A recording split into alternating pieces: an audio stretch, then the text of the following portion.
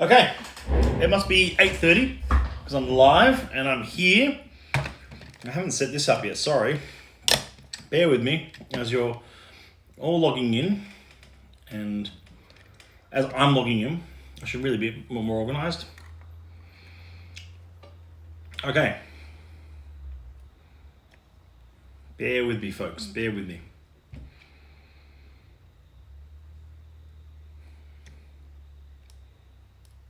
Okay. The Magic Manny, Krish Foddetar joined. Nick Husek joined. Short Queen Kirsty joined. Happy isolation times to you all. Happy isolation times. Happy social distancing to you all. So, as I said in last night's live stream, we've got a virtual tasting coming up that I'm sure you've all seen the email for if you're already members of the society. If you're not a member yet, then you really should be, and work out what it's all about. The only experience that's missing from the entire membership proposition at the moment is our events, and I've mentioned that before, and I'm going to keep mentioning it, and I'm going to maintain upbeat about all this because I think we're going to see the end of it. I don't think it's going to be 6 months. I really don't. I think that's a bit of a wild prediction. However, I have the first preview bottling here on the table in front of me, which you can't see just yet. I've got the first preview bottling of an April outturn preview. Said preview too many times already. There you go. I have here a sample bottle of a whiskey that was featured in our Adelaide event. It was probably the second last event. No, it was on the same night as the Wollongong tasting. So, equal last event that we've hosted because we've had to put the brakes on for the rest of them, as I'm sure I already mentioned to you. No, Cal, this isn't the new mic I'm talking to you on. There's a new microphone. I haven't set it up completely yet. There's a desk here, a computer there, another mic over here, some headphones here. There's all sorts of stuff going on this desk around me at the moment. I haven't set this all up just yet. I realise that this isn't playing ball with Instagram, and I've got to work out why that is, but that's okay. It might work for other streams and other channels and other things we're working on at the moment, of which I'll tell you more about in the fullness of time. A wonderful state manager in Adelaide, Jenny Forrest, Jenny and Alan Forrest, I should say, but it's really Jenny's gig, featured this particular whiskey last Friday night. Cask 113.24, Attack of the Killer Florists. It's a 7-year-old single cask whiskey from Brayville Distillery, also known as Braes of Glenlivet, but now known as Brayville. So, it is rarely ever seen as a single malt, far less even, it's even rarer as a single cask, single malt, and an independent bottling. Quite uncommon. I see it on Insta now. Yeah. There you go. There's the mic, Wooler. That's one of them. And there's the other one. So there's a few things kicking around at the moment. Setting a few things up. As I said, it's only very early. I set it up literally 2 or 3 hours ago. So I'm just trying to get to grips with it all, work out how it all works, all that kind of stuff, all the usual fun and game. Piece of history. I wouldn't say that this particular bottling is a piece of history, Cal, but I would say that this distillery is quite rare to see as a single malt. So Brayville Distillery is quite uncommon to see as a single malt in itself. However, as I said, we've had 24 casks now in 38 years of the society running. So really very few. 38 years? Very close anyway. 36 years? 37 years, sorry, of the society running. So I'm going to open that up. I've not actually tasted this whiskey yet. This is a new release that I've not even had the chance to see yet. And I don't have the full bottle, but Jenny was very graciously sent me a sample to try, of which I will try. So I'm going to give that a nose and a taste. Now, it's 7 years old. It's quite young, so it's going to be quite spirit-driven, quite distillery character-driven.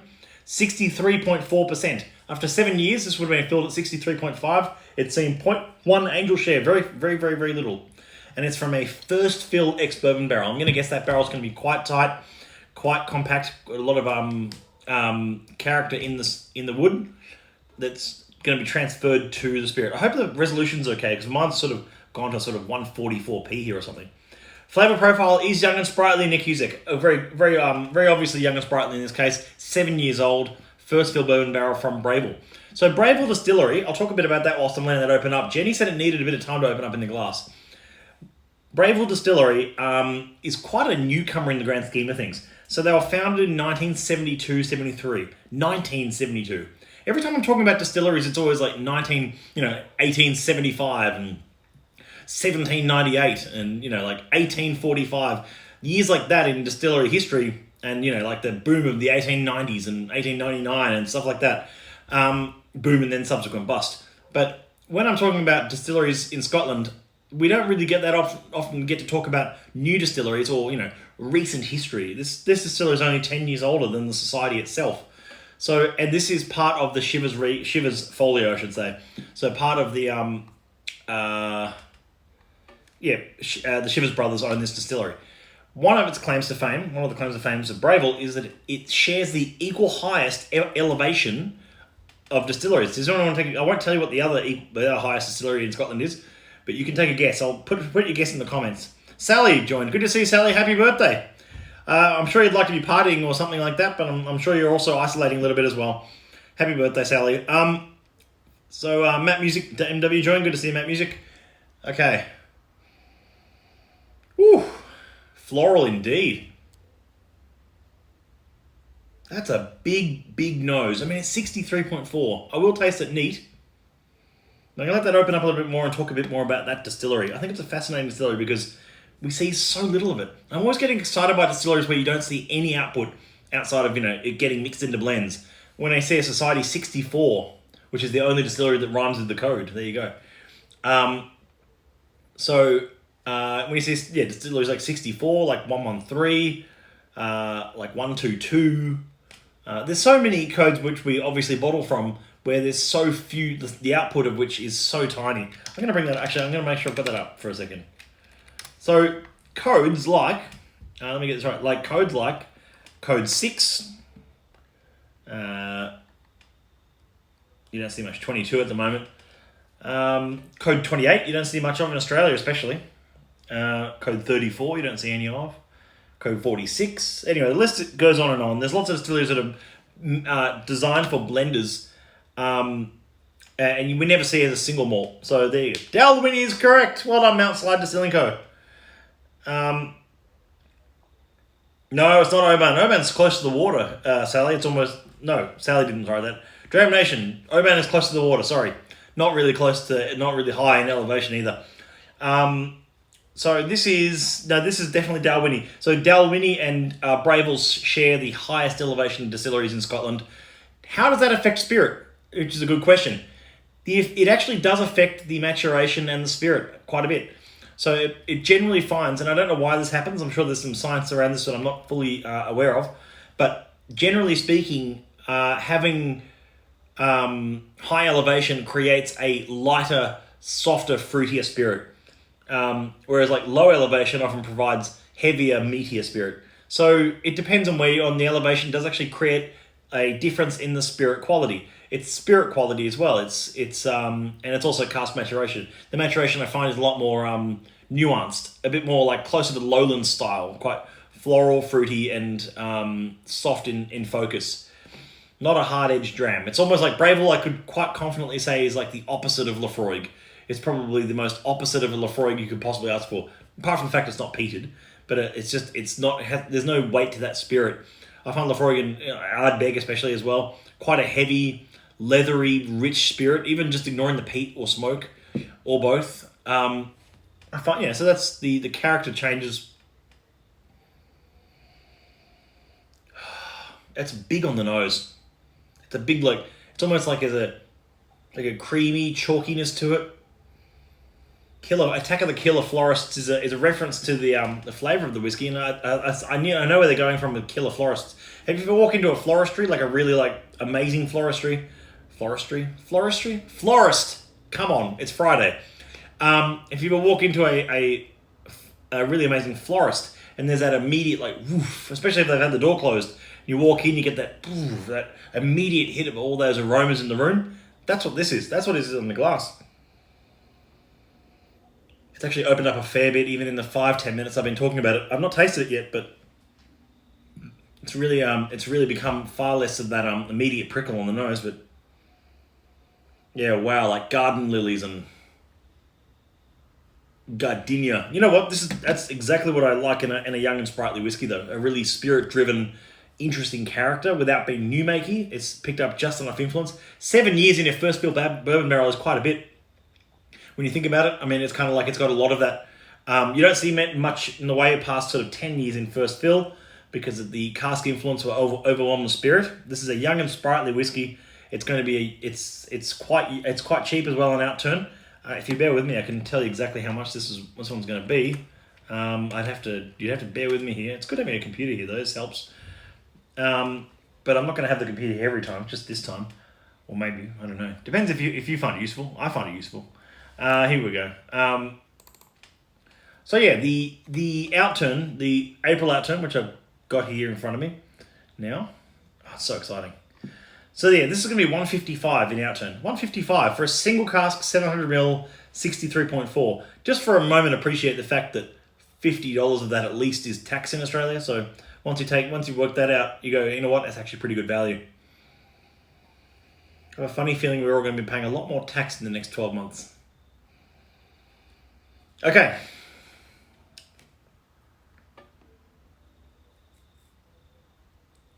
Who said Dalwhinnie first? Calte said Dalwhinnie. Sorry, your comment had scrolled up a bit there. Sorry, Calte.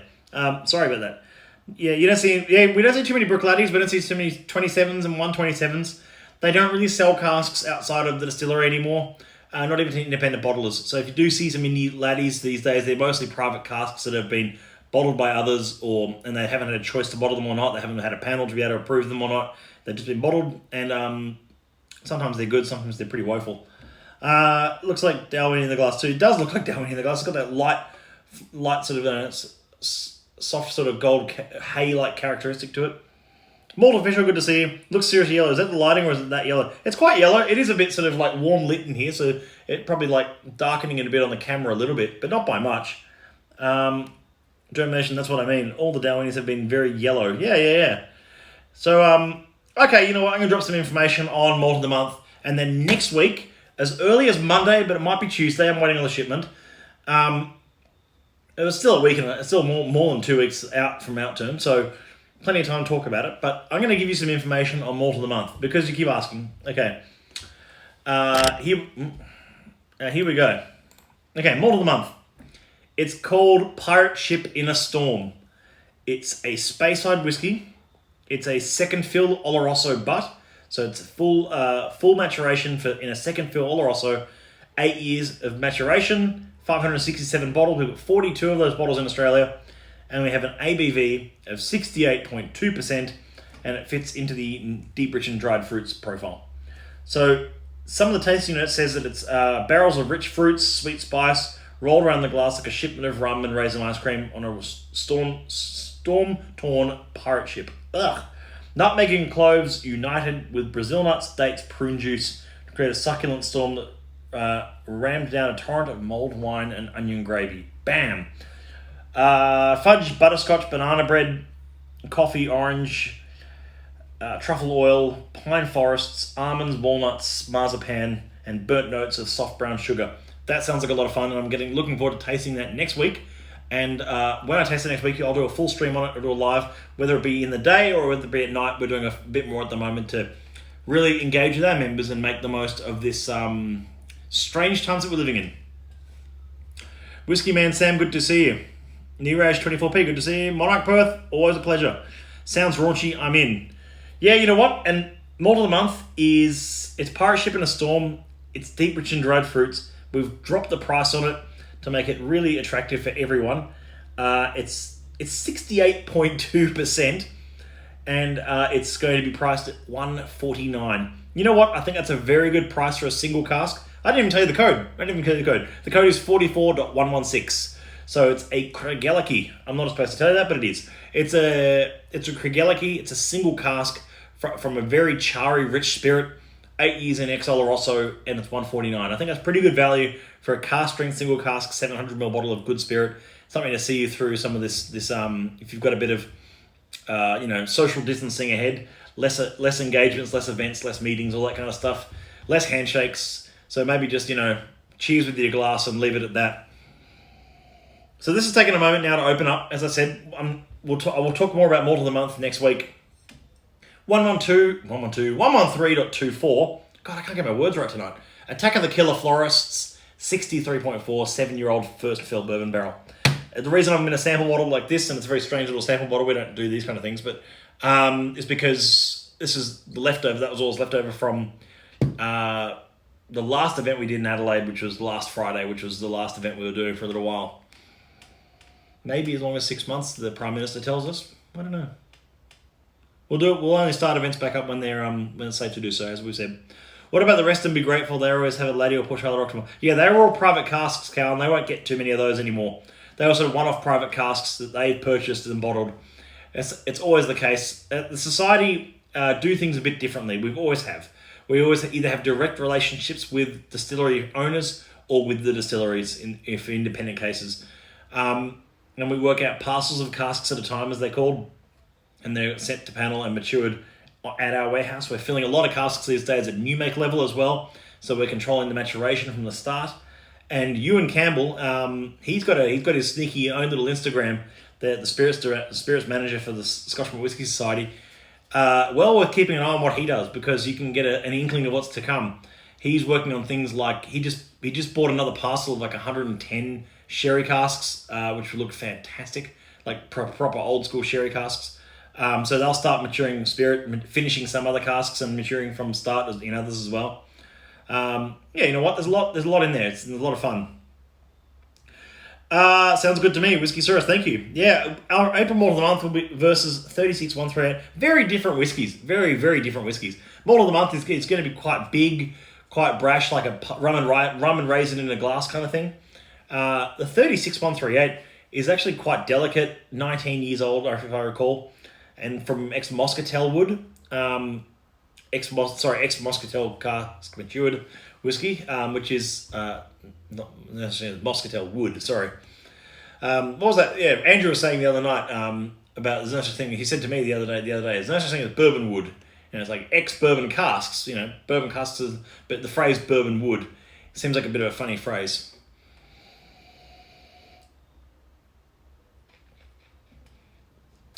Ooh. Oh, wow. It's a fire breather. 63.4. Ooh. Who is that French man that just joined? Jeremy Dornay. Harry Archie Rose. Harry, this one's for you, by the way. I'm going to raise a glass to all of our partner bars. All of our... I've spoken to a bunch of them today. They are going through hard times, honestly, and it's very sad to see. Some of them are staying open. Most of them are staying open at the moment. Sorry, most. And some are just really struggling. Some have had to lay off casual staff. It's not looking good. It's a really rough time for the bars and restaurants, obviously around Australia. Luxuries like that, and it's not just luxuries. Of course, it's people are worried about drinking out in public. All the social distancing going on. Yeah, we're laying off people across the board. It's just awful news, Harry. I'm really sorry to hear that. I had a chat. Harry actually had a chat with Brooke today, and I believe you did as well at some point. It's really tough at the moment, and so I'm raising this glass to you, and we're still going live here. We've cancelled all of our events. Australia Post and our warehouse are still working on bottles and bottle sales, of course. So if there's anything you need from the society, reach out. We've got it on hand, but we can. It's obviously Australia Post don't do signature on delivery at the moment. For they don't want people coming out and signing and keeping that germ distance, of course. Anyway, lots going on. I'm going to add a drop of water to this, and I'm going to maintain upbeat. But here we go. It might appreciate quite a hefty dash of water, that one, because it's 63.4. It's a young whiskey, but I love my young whiskies. I love young whiskey. I find it so much great character can be had out of a young whiskey. And I've talked about this before, young whiskey versus old whiskey.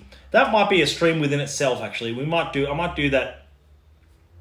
Even that could be a tomorrow stream. How about a young versus old challenge, and talking about the differences between the two and what happens to spirit in the cask. We'll talk a bit about that tomorrow.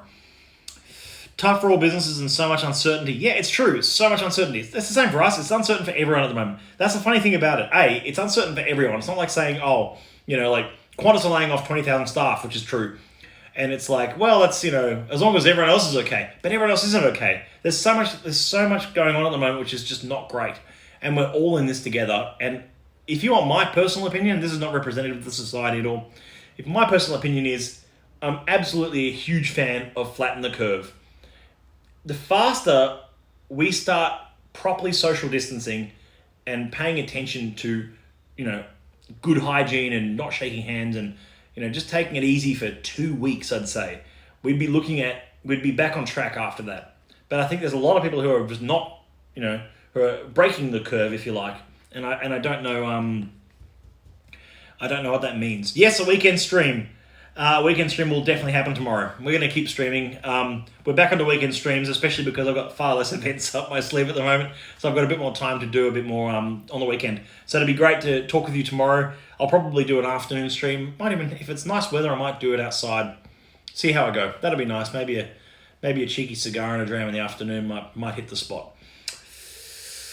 Calby, Chad, Buzzman, good to see you both. Cool. Yeah, so Friday night stream right now. What are we talking about? We're talking about young whiskey. We're talking about this Bravel, this 113.24. It's a preview of what's coming in April outturn. So this is a bit of an early preview for you. Bit of a chance to have a chat about young whiskey. Now, this is 7 years old in the first fill bourbon barrel from a distillery with the highest elevation and one of the youngest distilleries still in Scotland, really. 1973 they started distilling. And it was it was a bumpy ride. It was a bumpy ride for them. But ever since they have been part of Shivers Group, which I think was almost very much from the beginning. No, it wasn't. It was Seagram. It was Seagram to begin with, sorry, for Bravel, and then which got merged into. But yes. And one little funny thing about Bravel Distillery, it's one of those distilleries that has an old school pagoda roof for the malting floors. However, they've never done their own maltings ever. So I think it's more of it looks cool. It's an aesthetic reason. If you've got a tall distillery, have a spire on top kind of thing. A bit like having a spire on a church. Whiskey, the church of whiskey, the religion of whiskey, the church of whiskey. There you go. It's an interesting distillery, yeah. Yeah, look, I'll have a dram and a cigar tomorrow maybe or something. See how I go in the afternoon. Late afternoon stream or something. Yeah, I don't know. What else? What else is going on? Yeah, so there's a lot of things like that going on at the moment, which is very problematic, as we said. But I'm trying to maintain upbeat about this. I think if we just maintain a good level of positivity, not everything's looking fantastic. Everything can be a little bit rough sometimes, but we're all in the same. We've never experienced this before either. It's all very weird.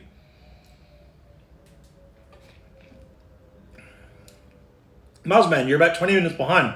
I was just talking about that. I actually quizzed on the live stream here, had a little quiz, which distillery has a higher altitude. And I said this distillery has an equal highest altitude with one other distillery in Scotland, and which one is it? And actually Caltay jumped in first and said Dalwhinnie. You know what, Cal? You know an awful lot of whiskey, an awful lot about whiskey for someone your age, and I commend that. Plumber joined. Good to see Plumber. Different part of my office, yeah.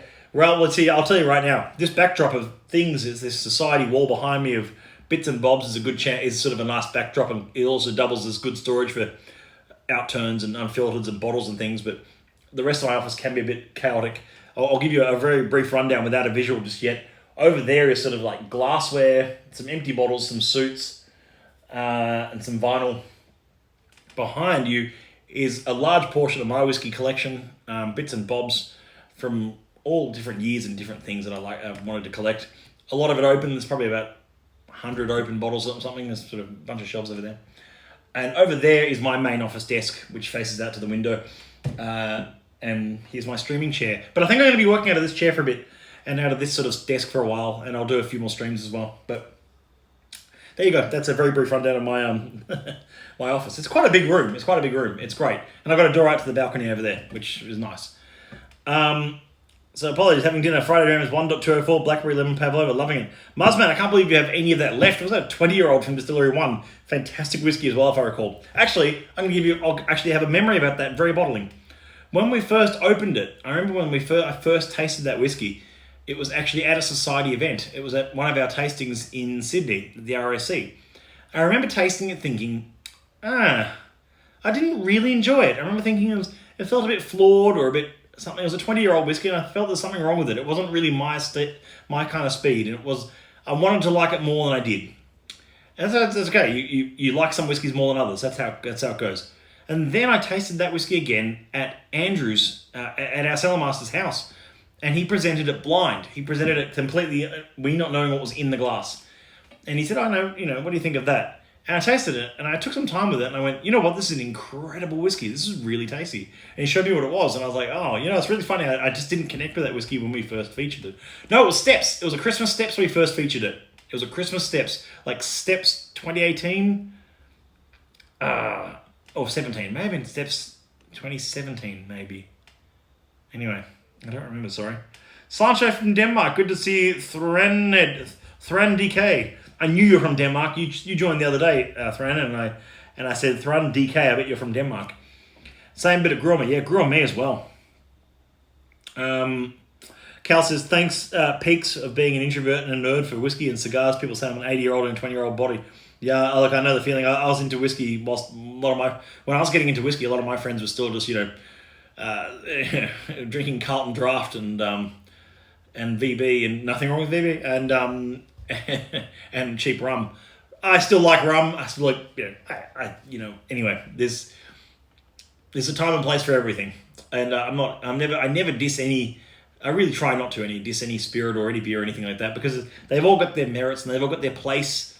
And if they didn't, then people wouldn't buy it, and therefore it wouldn't exist. The market will decide what fits what. And that's why, we love bottling single cask whiskey. We're not interested in bottling Johnny Walker Red Label.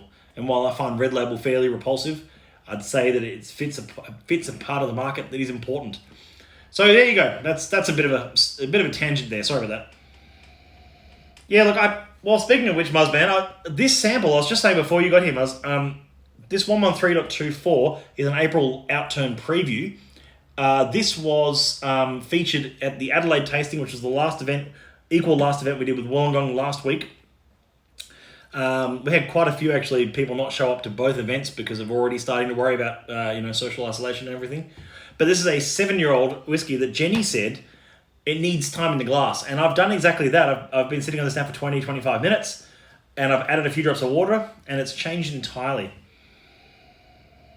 Rich floral note's still there though. That rich sort of almost like freshly kneaded dough. Yeah, fresh pizza dough. Oh, I don't know where that comes from. It's like a tomato paste.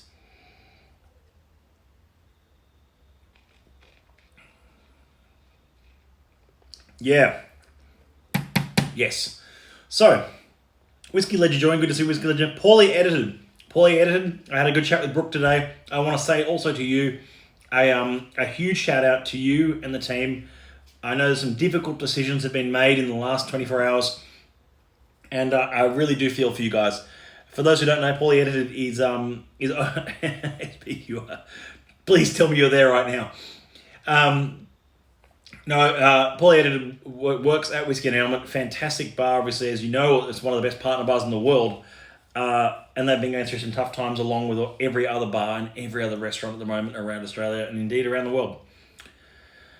I was talking about 1.204. Did you get in any more time in the glass than, is that why you liked it, than straight out of the glass? I don't know why. No, Cal, I don't think it is that reason. There's that one thing which we don't talk about often enough in whiskey, and that is mood. What mood you're in for a good whiskey. It's sometimes you're in a mood for just a different type. Your palate's in a different place. Your headspace is in a different place. You've got to be in the right mood to appreciate good whiskey. It's not, you can drink whiskey any day of the week, that's fine. But the actual appreciation of that whiskey, I think is something far more exciting.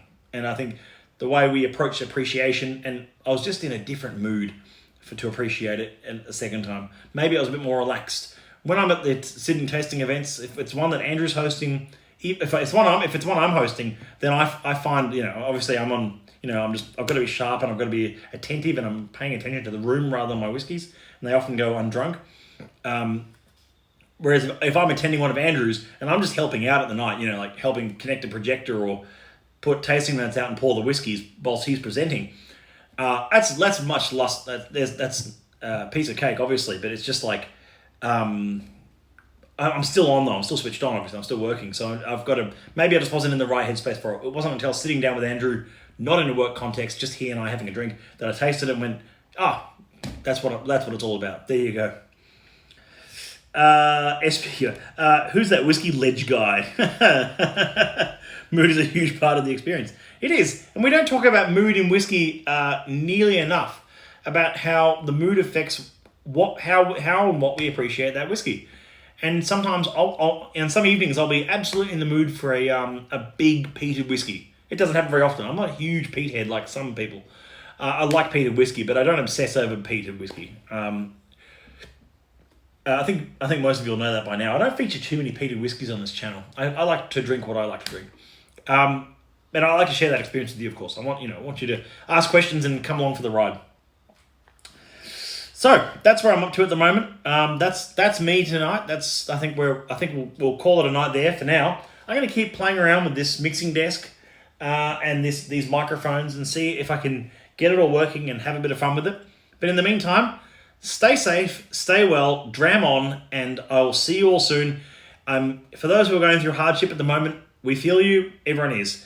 We're here to support the hospitality. We're here to support our members. Here to support the industry as a whole, and do the best we can and maintain a sense of social distance. So that's why it was a bit of an early call compared to other branches or compared to other businesses, but we did cancel all of our events about a week ago. It has to happen. It's for the best. Happy Friday night to you all. Whiskey is about sharing an experience. Mood is a massive part of that. Exactly. Sharing experience and the mood that you're in when you share it. I say dram in the best frame of mind as you can. Dram on people. Yes, dram on. And you know what? Keep washing your hands. Keep declining social engagements. Let's just keep it nice and soft for the moment, because when it comes back, when we're all able to go out again, we're all able to go to events, experience the fullness of life. When that happens, it's going to be all the more worthwhile because we took the time now to flatten that curve. As I say, that's my opinion, of course, but I think it's a pretty sensible one.